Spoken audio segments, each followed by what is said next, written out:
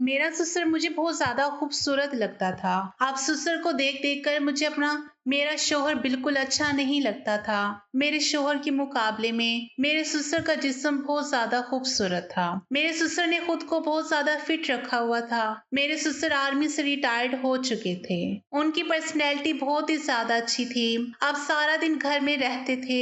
मेरा बहुत दिल चाहता है कि मैं अपने ससुर के साथ दोस्ती कर लूँ, लेकिन मेरा ससुर सलाम दुआ से ज़्यादा मुझे नहीं बुलाते थे।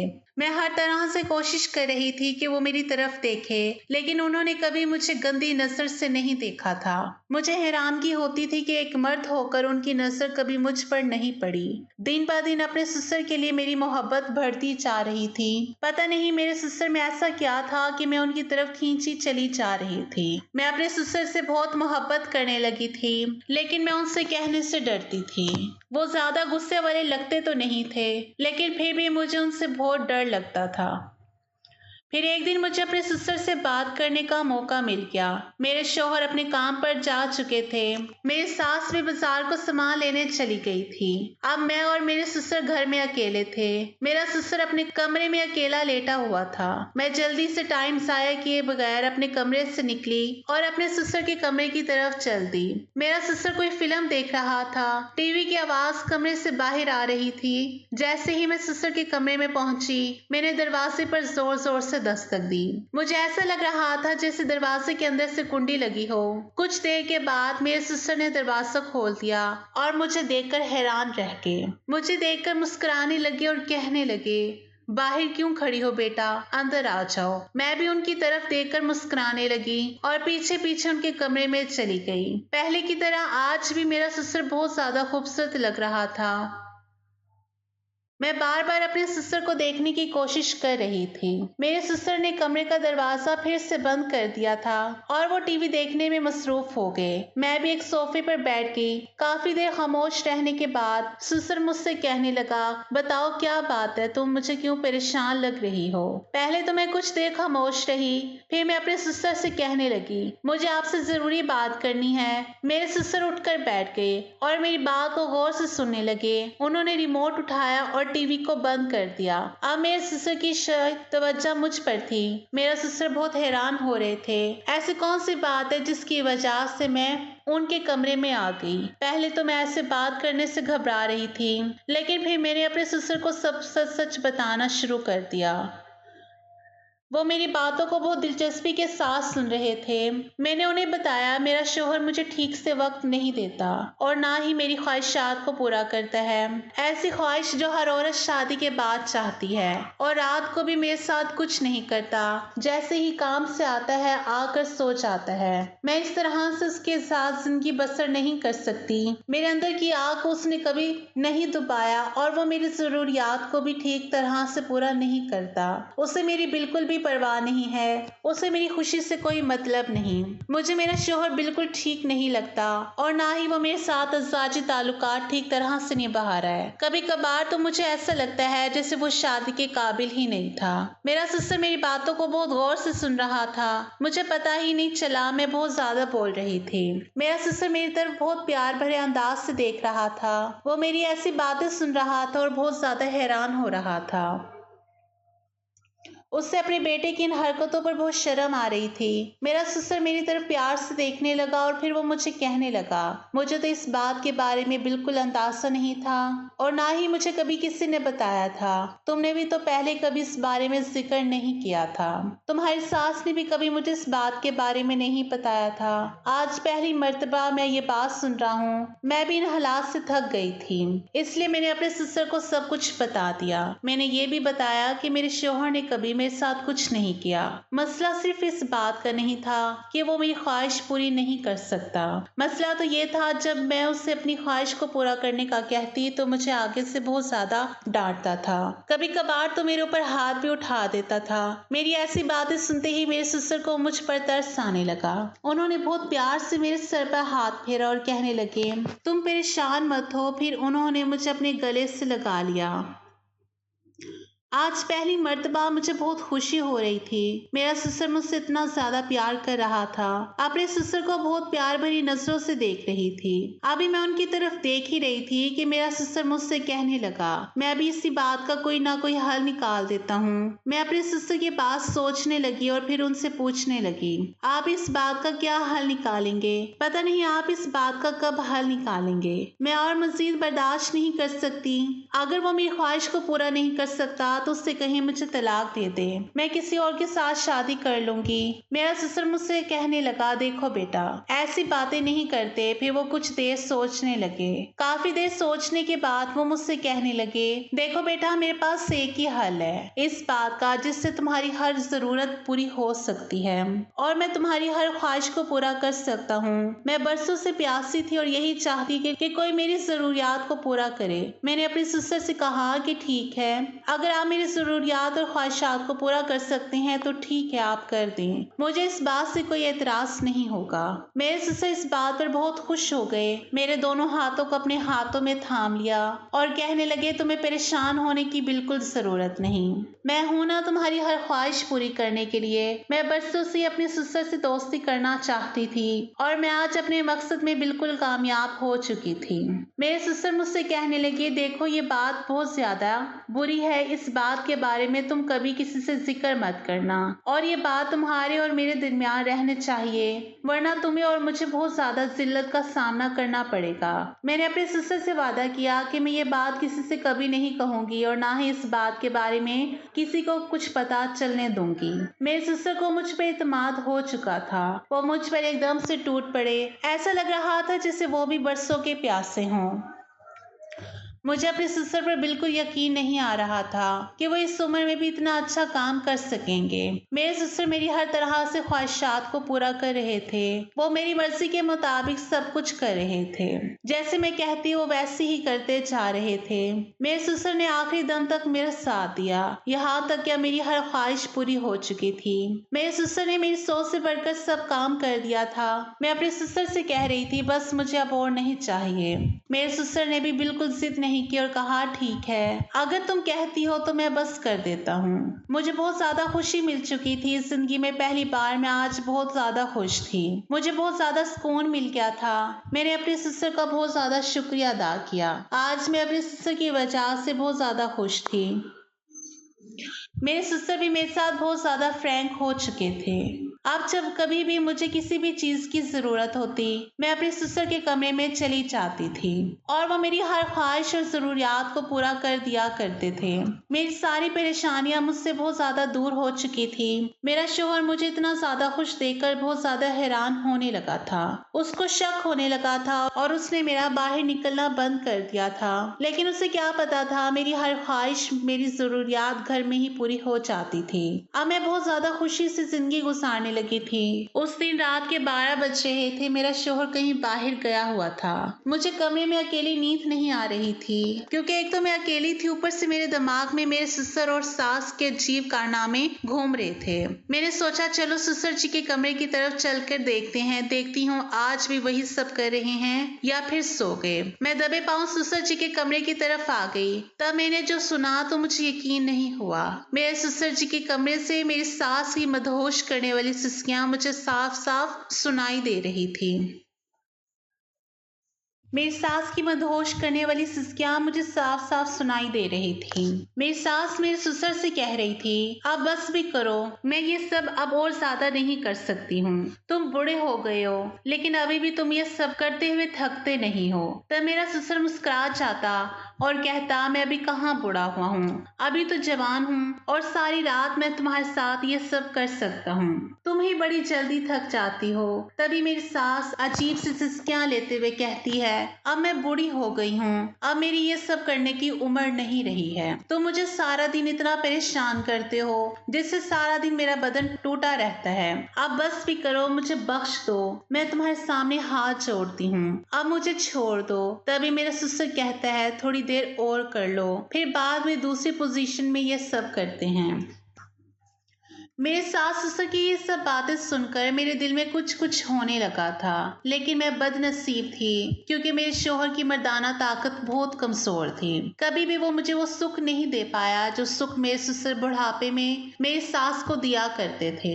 जिस तरह बुढ़ापे में मेरे ससुर मेरी सास की चीखें निकलवाते थे, लेकिन जब मेरे शोहर मुझसे प्यार करते थे तब मेरी तो सिसकियां भी नहीं निकलती थी। वो जल्दी ही फ्री होकर सो जाते थे और मेरी प्यास जूं की तूं अधूरी की अधूरी ही रह जाती थी। मैं वहां से यही सब सोचते हुए अपने कमरे में आ गई।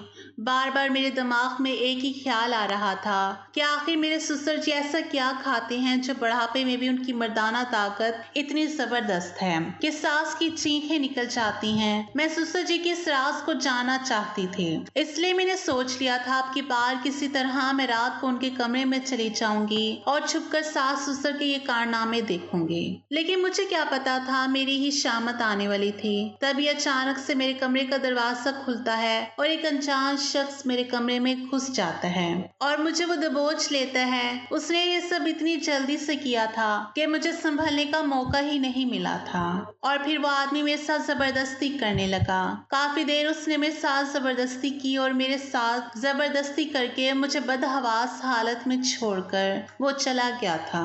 रात के अंधेरे में वो मुझे बर्बाद करके जा चुका था। मैं रोती रही और उसी हालत में बिस्तर पर पड़ी रही। कुछ देर बाद मुझे होश आया। मैंने खुद को संभाला और फौरन भागकर बाथरूम में चली आई और खुद को रगड़ रगड़ कर साफ करने लगी। पता नहीं वो कौन आदमी था जिसने मेरे अकेलेपन का फायदा उठाया था और जिसका चेहरा मैं देख भी नहीं पाई थी।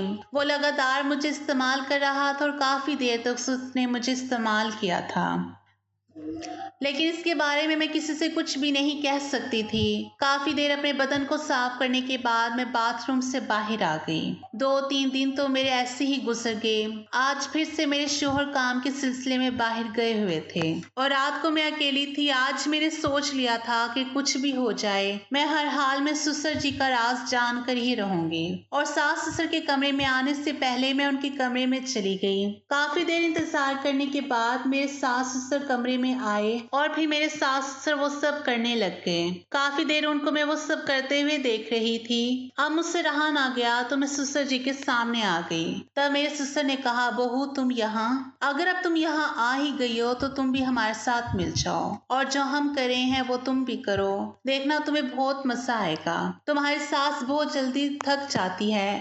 तुम अभी जवान हो और खूबसूरत भी। तुम्हारे साथ ये सब करने में मुझे मजा आएगा। मैं ससुर जी को मना नहीं कर सकी और फिर मेरे ससुर जी ने मेरे साथ, मुझे ससुराल में आए हुए 7 दिन हो गए थे और मुझे अपने शोहर की रूटीन का अच्छे से अंदाजा हो गया था कि वो क्या खाते पीते हैं। मेरे शोहर रोजाना रात को मिल्क शेक पीना पसंद करते थे, पर मैं बहुत भुलक्कड़ थी, इसलिए अक्सर छोटी छोटी बातों को मैं भूल जाया करती थी। कुछ बातों को तो मैं सर पर सवार कर लिया करती थी और घंटों उनके बारे में सोचती रहती थी। 3-4 दिन से मेरे शोहर मुझे इस बात को याद करवा रहे थे कि रोजाना रात को मुझे मिल्क शेक पीने की आदत है, इसलिए तुम बिना कहे रोज रात को मेरे लिए मिल्क शेक का गिलास कमरे में ले आया करो। रोज रोज तुम्हें मुझे याद दिलाना ना पड़े। आज भी मैं उनकी इस बात को भूल गई थी और जब वो कमरे में आकर मेरे पास खड़े हुए तो उन्होंने मुझसे गुस्से से यही बात पूछी थी कि मिल्क शेक का गिलास कहाँ है। मैं एकदम हड़बड़ा गई और फौरन अपनी जगह से उठकर जब किचन में आई तो मेरी सास अपने कमरे में जा चुकी थी। जब मैं मिल्क शेक लेकर वापस आ रही थी तो ये देखकर सहम गई क्योंकि मेरे ससुर के कमरे से मेरी सास की मदहोश कर देने वाली सिसकियों की आवाजें आ रही थी। मेरी सास बार बार एक ही बात किए जा रही थी कि अब बस भी करो, मैं थक गई हूँ, अब मुझ में हिम्मत नहीं है, तुम तो बहुत ताकतवर हो मगर मैं कमजोर हूँ। तभी मेरे ससुर की गुस्से भरी आवाज सुनाई दी। मेरे ससुर बोल रहे थे कि इसमें थकने वाली कौन सी बात है, अभी से तुम थक गई हो, चलो जल्दी से फिर से शुरू हो जाओ, इधर आ जाओ मेरे पास, सबकी बार दूसरे तरीके से करते हैं, देखना इस बार बहुत मजा आएगा। ये सब सुनकर मैं हक्का बक्का होकर अपने कमरे में आ गई और जब मैं सोने के लिए लेटी तो मेरे जहन में यही बात गूंज रही थी कि मेरे ससुर तो दिखने में हड्डी का ढांचा लगते हैं, मगर मैं नहीं जानती थी कि वो इस कदर ताकतवर थे कि इस उम्र में भी उन्होंने मेरी सास की चीखें निकाल दी थी। मैं भी ऐसे ही शोहर चाहती थी, मगर मेरा शोहर तो बहुत जल्दी थक जाता आता था। मैं इसी बारे में सोचते सोचते सो गई थी। सुबह जब मेरी आंख खुली तो मेरी सास रोज की तरह घर के काम काज कर रही थी और उनका मिजाज बिल्कुल सादा सा लग रहा था। उन्हें देखकर लगता ही नहीं था कि वो पूरी रात वो सब कर रही थी। आज दिन को जब मेरे ससुर घर में आए तो फौरन ही ससुर जी ने मेरी सास को कमरे में बुला लिया था। मैं अब खाना बना चुकी थी। मैं अपनी सास को खाने के लिए बुलाने के लिए उनके कमरे के पास गई तो जैसे ही मैं दरवाजे के पास पहुंची तो ये देखकर मैं हक्का बक्का रह गई थी कि रात वाला मंजर फिर से। मेरी सास इसी बात की तकरार किए जा रही थी कि मैं थक गई हूँ, अब बस भी करो, मुझ पर थोड़ा रहम करो, अब इस उम्र में मुझ में हिम्मत नहीं है, अब ये सब कुछ मैं सह नहीं सकती। और मैं हैरान व परेशान से वापस आ गई थी और किचन में वापस आने के बाद मैं यही सोच रही थी कि आखिर मेरे ससुर ऐसा क्या खाते थे जो इस कदर ताकतवर थे। आधे घंटे के बाद मैं दोबारा से उनके कमरे में गई और दोबारा से वही सब आवाजें आ रही थी। अब तो मेरे पसीने छूट गए थे और मैं ये सब सोचने पर मजबूर हो गई थी कि न जाने ऐसी कौन सी चीज का वो इस्तेमाल करते हैं जिसकी वजह से वो इतनी देर तक एक ही काम किए जा रहे थे और उन्हें थकने का एहसास तक भी नहीं हो रहा था। अब मैं दिल ही दिल में ये जानना चाहती थी कि मेरी सास उन्हें ऐसा क्या देती थी कि वो इतनी देर तक थकते नहीं थे। मैं ये सब सोच ही रही थी। 20 मिनट के बाद मेरी सास खुद ही कमरे से बाहर आ गई। कमरे से बाहर आने के बाद उनका चेहरा नॉर्मल था पर वो पूरी पसीने में भीगी हुई थी। मगर मेरी सास ने अपने दोनों हाथ अपनी कमर पर रखे हुए थे और कह रही थी कि ये कमर का दर्द भी ना जाने कब मेरी जान छोड़ेगा। उनकी ये बात सुनकर मैंने बड़ी मुश्किल से अपनी मुस्कुराहट रोकी थी। मैं उन्हें कुछ कहते कहते रुक गई थी। अब मैं ये जानना चाहती थी कि मेरी सास मेरे ससुर जी को ऐसा क्या खिलाती थी जो उनकी ताकत इस हद तक बढ़ गई थी। उन पर नजर रखने के बावजूद भी मैं इस चीज तक नहीं पहुंच सकी थी क्योंकि मेरा सारा ध्यान हर वक्त उनकी तरफ ही होता था। मेरे शौहर अपने बाप से बहुत अलग थे। बहुत जल्दी थक जाते थे, सोने के लिए लेट जाते थे और अक्सर मैं आधी रात तक जागती रहती थी। हर बार मैं प्यासी ही रह जाती थी, इसलिए मैं अपने शौहर के प्यार के लिए तरसती रहती थी। तभी मेरा ध्यान अपने ससुर के कमरे की तरफ चला जाता था कि एक वो भी तो थे जो इस बुढ़ापे में भी जिंदगी के भरपूर मजे ले रहे थे। मेरे शौहर आज की रात भी मेरे हिसाब से जल्दी सो गए थे, मगर मेरे जज्बात बुरी तरह से मिचल रहे थे। मेरी ख्वाहिशें अभी भी अधूरी थीं। मैं अपने शौहर की तरफ से उदास होकर सोच रही थी कि काश मेरे शौहर भी मेरे ससुर की तरह ताकतवर मर्द होते तो आज मैं भी जिंदगी को भरपूर तरीके से जी रही होती। तो मेरे जहन में मेरी सास की आवाज आने लगी तो मेरा रोम रोम खिल उठा जब वो ससुर जी को कहती थी कि अब बस भी कर दो, अब छोड़ भी दो, मेरी बस हो गई है। और ये बात याद आते ही मेरे दिल के सागर में जोर जोर से लहरें उठने लग जाती हैं। तभी मेरे दिमाग में ये ख्याल आया कि क्यों ना मैं उनके कमरे में झांक कर देखूं कि वो दोनों ऐसा क्या करते हैं और मेरे ससुर ऐसा क्या खाते हैं जो उनकी ताकत तूफान तक पहुंची हुई है। मैं अपनी सास की निगरानी करने पर कुछ नहीं मिला था। तब मैं सोचती थी यकीनन वो चीज उन्होंने कमरे में छुपा कर रखी होगी और मैं वो चीज देखना चाहती थी। उस वक्त मेरा दिल उन दोनों को देखने के लिए मचलने लगा था कि वो दोनों क्या कर रहे होंगे। तभी मैं अपनी जगह से उठी और सास ससुर के कमरे के बाहर आ गई। उनके कमरे की लाइट अभी भी चल रही थी, इसका मतलब था कि वो दोनों अभी तक जाग रहे थे। तभी खिड़की के बाहर से उनकी फिर से आवाजें आने लगी। मेरी सास लगातार मेरे ससुर से कह रही थी कि तुम इस उम्र में भी मुझे नहीं छोड़े हो, जानते हो कि अब मुझ में इतना दम नहीं रहा। और मेरे ससुर का कहना था कि बस थोड़ी देर और बर्दाश्त कर लो, मैं फिर तुम्हें तंग नहीं करूँगा। और मेरी सास फिर थोड़ी देर के लिए खामोश हो गई। मैंने खिड़की से झांक कर अंदर देखने की कोशिश की मगर खिड़की के आगे उन्होंने पर्दा लगा रखा था, इसलिए सिर्फ आवाज ही बाहर आ रही थी। बाहर से कुछ भी दिखाई नहीं दे रहा था। ये देखकर मेरा दिल मायूस हो गया था और मैं बुझे दिल से अपने कमरे में वापस आ गई। जैसे ही मैं अपने बिस्तर पर आकर लेटी तो मेरे शौहर अजीब से अंदाज में बोले, ये तुम इस वक्त कहाँ से आ रही हो? उनका अंदाज मुझे हैरान कर गया था। मैंने एकदम उन्हें पलट कर देखा। मेरे शौहर अपनी जगह से उठकर बैठ गए और मुझे अजीब सी नजरों से घूरते हुए बोले कि तुम क्या समझ रही थी कि मैं सो रहा हूँ तो तुम कुछ भी कर लोगी और मुझे पता नहीं चलेगा। उनका अंदाज मुझे हैरान व परेशान कर गया था। मेरे शौहर बोले, सच सच बताओ, कहाँ पर गई थी तुम?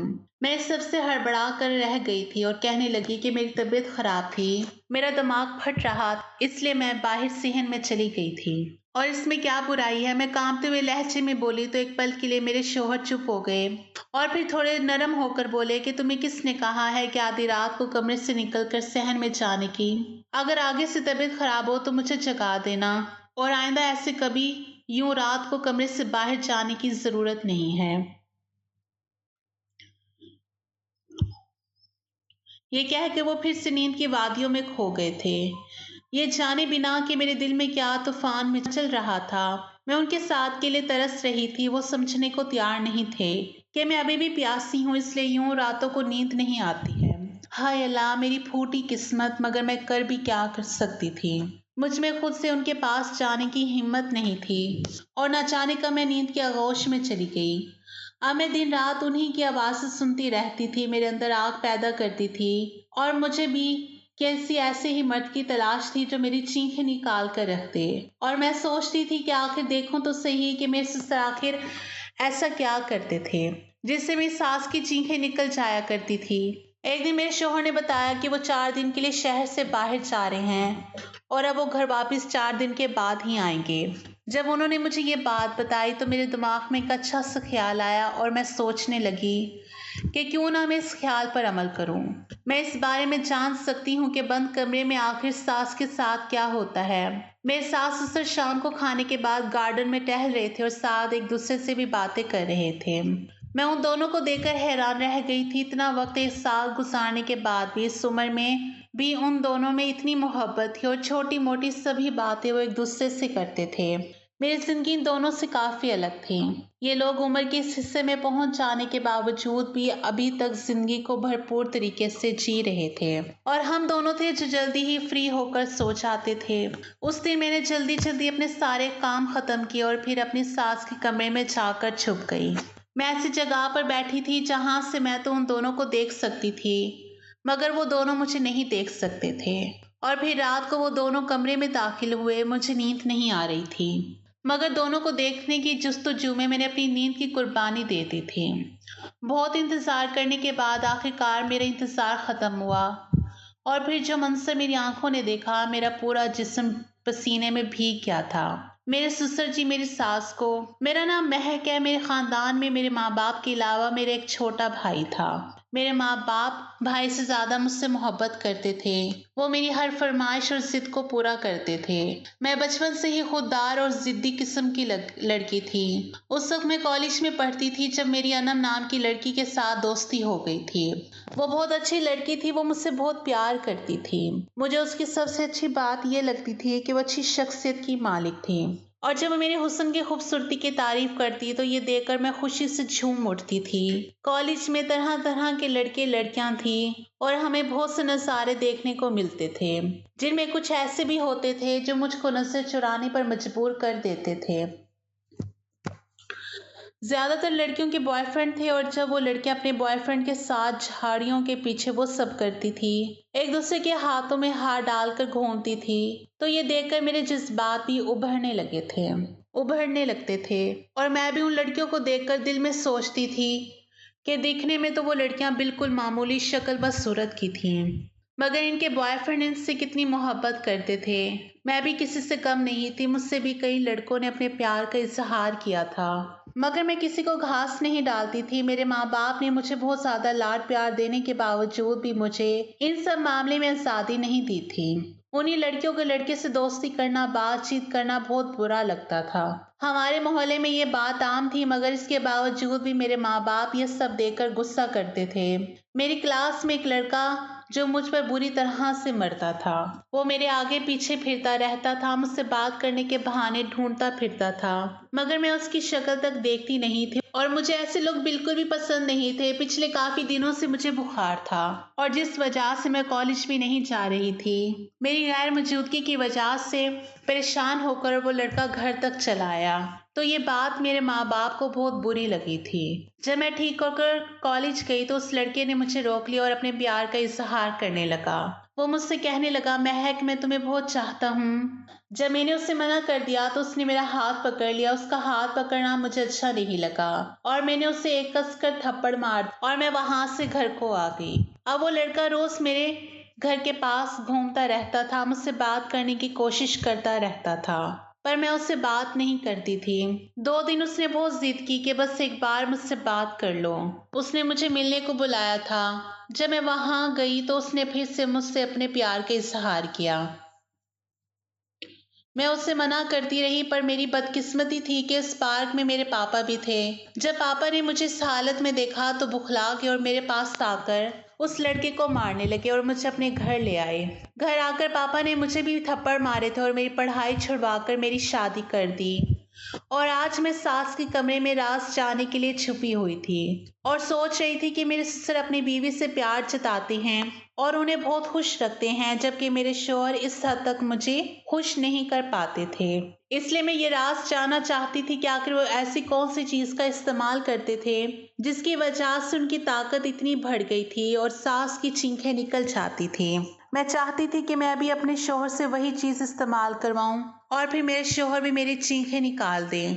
मेरे ससुर किस चीज का इस्तेमाल करते थे यही देखने के लिए उस दिन मैं उनके कमरे में छुप गई थी और जो कुछ मैंने देखा था वो मुझे हैरान परेशान कर गया था।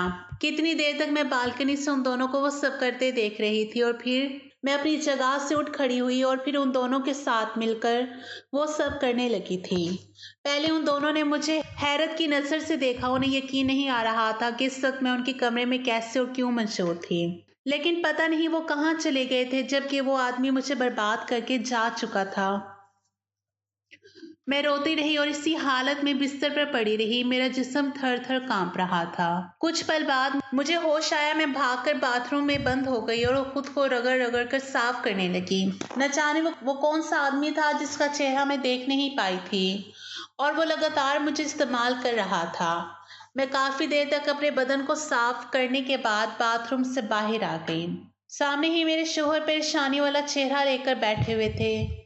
मैंने खुद पर जल्दी ही काबू किया और उनके बराबर में बैठकर उनसे पूछने लगी कि आप ठीक तो हैं? आपके चेहरे पर इतनी परेशानी किस बात की है? मेरा शौहर कहने लगा, न जाने उसे क्या हो गया है, मुझे समझ नहीं आ रहा था। वो रात तक तो बिल्कुल ठीक था, आज उसकी हालत अचानक इतनी ज्यादा खराब हो गई कि वो बिल्कुल भी होश में नहीं आ रहा था। ये बात सुनकर मेरे दिमाग में अजीब अजीब से ख्याल आ रहे थे। मेरा शौहर पहली रात को जब गया था तब उनके दोस्त का एक्सीडेंट हो गया था और आज अचानक उसके दोस्त की तबीयत खराब होना, मुझे इन सब चीजों के पीछे एक आदमी का हाथ लग रहा था और वो वही आदमी था जो मेरे शौहर की गैर मौजूदगी में मेरे पास आता था। मैं बिल्कुल खामोश थी। वो मेरी तरफ देखकर कहने लगा, अगर माँ बाप की याद ज्यादा आ रही है तो मैं तुम्हें घर ले चलता हूँ। लेकिन मैंने नाम इस सर हिला दिया और आंखें बंद करके अपना सर अपने शौहर के कंधे पर रख दिया। मेरा दिल बहुत बुरे तरीके से रो रहा था। मुझे अपने आप पर बहुत तरस आ रहा था कि मैं कहाँ फंस गई हूँ। शादी से पहले मेरी जिंदगी कितनी अच्छी थी और अब मेरी जिंदगी तबाह हो गई थी। काफी दिन हो गए थे मुझे अपने माँ बाप से मिले हुए। मुझे उनकी बहुत ज्यादा याद आती थी, अपनी सहेलियों की, अपने घर की, सब कुछ बहुत याद आता था। मुझे अपने शौहर की बाहों में इतना सुकून मिला जिससे मैं तमाम परेशानियों और बोझ से आज़ाद हो चुकी थी। अगले दिन भी मेरे शौहर घर पर नहीं थे और फिर से मेरा इरादा हुआ कि अपने सास ससुर के कमरे में रात गुजारूं। शायद मेरी सास को इस बात का अंदाजा हो गया था, तभी वो मुझे गुस्से से कहने लगी, अगर आज रात तुम हमारे कमरे में आए तो मुझसे बुरा कोई नहीं होगा। मैं अपनी सास को लेकर परेशान हो गई। मैंने कहा, माँ जी, मैं आपको आखिर किस बात पर एतराज है? जबकि ससुर जी को और मुझे इस बात पर कोई एतराज नहीं है, तो आप मुझे ससुर जी के साथ वो काम करने से क्यों रोक रही हो? इसी दौरान मेरे ससुर भी वहां पर आ गए और जब हम दोनों को बात करते देखा तो वो हमारे पास आकर खड़े हो गए और सवालिया नजरों से मेरी तरफ देखने लगे। तब मैंने उन्हें दबे लफ्जों में कहा कि माँ जी, मुझे रात को आपके कमरे में आने से मना कर रही है। ये सुनते ही मेरे ससुर जी को बहुत गुस्सा आया और वो सुर्ख लाल आंखों के साथ सास को देखते हुए बोले कि तुम्हें बहू को मना नहीं करना चाहिए। इसका भी मुझ पर उतना ही हक है जितना कि तुम लोगों का मुझ पर है, और तुम इससे मना कर रही हो जो काम तुम खुद नहीं कर सकती। तुम तो इसे तो करने दे सकती हो ना। इनके जाने के बाद मेरी सास कहने लगी कि अगर तुम आज हमारे कमरे में आई तो मैं तुम्हारे शोहर को तुम्हारे खिलाफ भड़का दूंगी। ये सुनकर मैं परेशान हो गई। अगर वो मेरे शोहर को मेरे खिलाफ भड़का देंगी तो वो मुझ पर गुस्सा करेंगे और उनका गुस्सा बर्दाश्त करना मेरे लिए फिर नामुमकिन था। मुझे अंदाजा था कि मेरे शोहर एक शकी मिजाज के इंसान थे। उनके जहन में जब कोई बात आ जाती थी तो उसको निकालना आसान नहीं था। मुझे आज भी वो दिन याद था जब शुरुआत के दिनों में मैं एक बार कमरे से बाहर चली गई थी तो वो मुझे किस कदर गुस्से से बोले थे। उनकी आंखों में शक देखकर मैं डर गई थी, और अगर मेरी सास ने भी उन्हें कुछ ऐसा वैसा कह दिया तो फिर मैं कुछ भी नहीं कर सकती थी। वो तो अपनी माँ की बात सुनेंगे, उन्हें ही वो सच्चा करार देंगे। तभी मैंने सोच लिया कि मैं अपनी सास की बात मानूंगी, उनके साथ मिलकर रहूंगी, उन्हें गुस्सा नहीं दिलवाऊंगी जिससे वो मेरे शोहर को मेरे खिलाफ करने की कोशिश ना करें। ये सोचकर मैं खाना खाने के बाद जल्दी अपने कमरे में आकर लेट गई। मेरा बहुत दिल चाह रहा था कि मैं ससुर के कमरे में जाऊं और उनके साथ वो सब करूं। जैसे मैंने कल सुकून हासिल किया था वही सुकून मैं आज भी हासिल करना चाहती थी। मगर फिर जब मैं अपनी सास का रवैया याद आया तो मैं डर गई और मैं अपने मन को मारकर जैसे ही सोने लगी तभी दरवाजे पर दस्तक हुई। मैंने दरवाजा खोला तो सामने मेरे ससुर खड़े थे। वो मुझे हैरान नजरों से देखते हुए बोले कि तुम आज मेरे कमरे में आने वाली थी ना, अभी तक तुम आई क्यों नहीं? उनकी बात सुनकर मैं सोच में पड़ गई और कहने लगी कि बस आज मेरी तबीयत ठीक नहीं है। मेरे ससुर मुझे कुछ देर खामोश भरी नजरों से देखते रहे, फिर कहने लगे कि मैं जानता हूँ कि तुम क्यों इनकार कर रही हो। मैंने उनके चेहरे की तरफ सवालिया नजरों से देखा तो वो कहने लगे तुम अपनी सास के डर की वजह से मना कर रही हो ना। फिक्र मत करो, वो तुम्हें कुछ भी नहीं कहेगी। मैंने उन्हें समझा लिया है, अब तुम जल्दी से आओ, मैं तुम्हारा इंतजार कर रहा हूँ। उनकी बात सुनकर मैं बहुत खुश हुई। सुकून की एक लहर मेरे वजूद में फिर से उतर गई थी। तभी मैं उनके कमरे में गई और वो दोनों वही काम कर रहे थे जो काम मैं करना चाहती थी। मैं भी फिर उनके साथ शामिल हो गई। आज तो मेरी सास कल से ज्यादा जल्दी थक गई थी। थोड़ी ही देर गुजरी थी कि सास हाँफने लग गई थी और मेरे ससुर को कहने लगी आज मेरी तबीयत ठीक नहीं है, आज मैं ये सब नहीं कर सकती। तभी मेरे ससुर कहने लगे तुम्हारे साथ मसला क्या है? दिन ब दिन तुम बहुत वक्त कम देने लगी हो और जल्दी ही तुम थक जाती हो। फौरन यहाँ पर आओ, और अब अगर तुम अपनी जगह से उठी तो मुझसे कोई बुरा नहीं होगा। और फिर मेरी सास हम दोनों के साथ शामिल हो गई। काफी देर तक हम इसी काम में बिजी रहे। कुछ देर बाद मेरी सास फिर से एक तरफ हो गई और कहने लगी मेरी बस हो गई है, मुझ में और हिम्मत नहीं है। उसके बाद हम दोनों ही वो काम करते रहे और फिर काफी देर के बाद जब मैं थक कर चूर हो गई तो मेरे ससुर खुद ही मुझे कहने लगे अब तुम भी चली जाओ, बहुत थक गई हो। और जैसे ही मैं अपने बेड पर आकर लेटी तो नींद की वादियों में चली गई थी। मैं यही सोचते सोचते सो गई थी कि आज तो मुझे कल से ज्यादा सुकून हासिल हुआ है। आज मेरे शोहर को वापस आ जाना था। मैंने उनकी पसंद के रंग के कपड़े पहने थे, अच्छा से मेकअप किया और अच्छा सा परफ्यूम लगाकर उनके वापस आने का इंतजार करने लगे। तभी उनकी कॉल आई कि वो आज भी वापस नहीं आ सकते, आज भी वहीं पर रहेंगे। ये सुनकर मैं उदास हो गई थी। मैंने तो उनके लिए कितनी सारी तैयारियां की थी। आज रात के लिए मैंने क्या कुछ नहीं सोचा था। मेरे सारे अरमान मिट्टी में मिल गए थे। तभी अचानक से किसी के दरवाजे पर दस्तक हुई। जब मैंने दरवाजा खोला तो सामने मेरे ससुर खड़े थे। उनकी जब नजर मेरे ऊपर पड़ी तो वह अजीब अंदाज में मुझे देखते हुए कहने लगे बहू आज तुम बहुत खूबसूरत लग रही हो। उनके मुंह से अपनी तारीफ सुनकर मैं शर्मा गई। तभी वो कहने लगे बहू अब फौरन से कमरे में आओ, मैं तुम्हारा इंतजार कर रहा हूँ। उनके कमरे में आ गई और फिर हम तीनों ने मिलकर वो सब काम करने लगे थे। अब मेरा दिल कर रहा था कि मैं रोज रोज इस ससुर जी के साथ ये काम करूं। अगले दिन मेरे शोहर भी घर वापस आ गए थे। वो मुझे अपनी बेताबी अपनी मोहब्बत की कहानियां सुनाने लगे कि वो मेरे बगैर कितने बेचैन थे और मुझे कितना याद करते थे। उनकी बात सुनकर मैं बहुत खुश हो गई। आखिर उन्हें मेरा एहसास हो ही गया।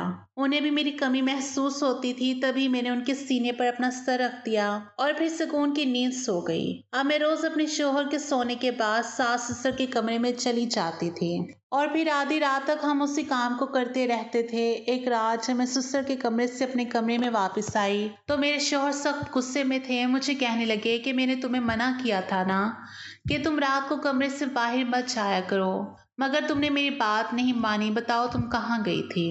मैं उनके पास बैठे हुए बोली कि मैं आपकी माँ जी के कमरे में थी। यह सुनकर वो हैरान रह गए और बोले कि तुम इस वक्त मेरी माँ के कमरे में क्या कर रही थी? वो शक की नजरों से मुझे देखने लगी। मैं कहने लगी कि उनके साथ मुझे कुछ काम था, इसलिए गई थी। वो चुप हो गए। उन्होंने फिर उसके बाद कोई बात नहीं की थी। आज जब मैं हर दूसरे तीसरे दिन सुकून हासिल करने के लिए अपने सास ससुर के कमरे में जाने लगी तो मेरे शोहर मुझसे ये बात पूछने लगे कि कौन सा काम करने जाती हो तुम माँ के पास? मैंने कुछ न कहा और वहां से जाने लगी तो मेरे शोहर ने मुझे खींचकर बेड पर धकेल दिया और गुस्से से बोले। अपने शोहर को मैं इतने गुस्से में देखकर डर गई थी और डर के मारे मैं बताने ही जा रही थी कि तभी दरवाजे पर दस्तक हुई तो मेरे शोहर ने जाकर दरवाजा खोला। सामने ससुर जी थे। ससुर जी बोले वो मेरे शोहर से काम था, इसलिए ससुर जी मेरे शोहर को लेकर कमरे से बाहर निकल गए। मेरे शोहर के जाने के बाद मेरी ठंडी आहें भरी। जब एक रात मैं ससुर जी के कमरे में गई तो शायद मेरे शोहर सोए नहीं थे। वो मुझे तलाश करते हुए सास ससुर के कमरे में आ गए और वो सब करते देखकर वो बहुत हैरान हो गए। जब हमें रात के टाइम पर योगा करते देखा तो कहने लगे ये आप लोग क्या कर रहे हैं? तभी मेरी सास योगा को छोड़कर सोफे पर बैठी बोली, काफी दिनों से तुम्हारे पापा हमसे योगा करवाते हैं। उनका कहना है कि सुबह के टाइम योगा करने से ज्यादा फायदा रात के टाइम योगा करने में होता है, क्योंकि सुबह के टाइम हमारा बदन सारी रात सोने की वजह से डीएक्टिव होता है और शाम को 7 बजे के बाद हमारा जिस्म एक्टिव रहता है। इसलिए रात के टाइम योगा करने से बहुत ज्यादा फायदा मिलता है। मैं तो जल्दी थक जाती हूँ, मगर तुम्हारी बीवी और तुम्हारे पापा तो कितनी देर तक इस काम को करते रहते हैं। न जाने ये दोनों क्यों नहीं थकते। ये देखकर मेरे शोहर ने मुझे मुस्कुराती हुई नजरों से देखा और कहने लगे कि हाँ, मेरी बीवी बहुत अच्छी है और कभी भी ये किसी खास काम को करते हुए नहीं थकती है। ये बात उन्होंने खुशी के अंदाज में कही थी। ये सुनकर मैं शर्मा गई थी और फिर मैं उसके बाद मेरे शोहर भी हमारे साथ इस काम में शामिल हो गए थे और हम चारों मिलकर रोज योगा करने लगे। कहानी कैसी लगी कमेंट करके जरूर बताएं। साथ में चैनल को सब्सक्राइब नहीं किया हो तो चैनल को सब्सक्राइब कर दें। वीडियो को लाइक कर दीजिएगा। शुक्रिया। अल्लाह हाफिज।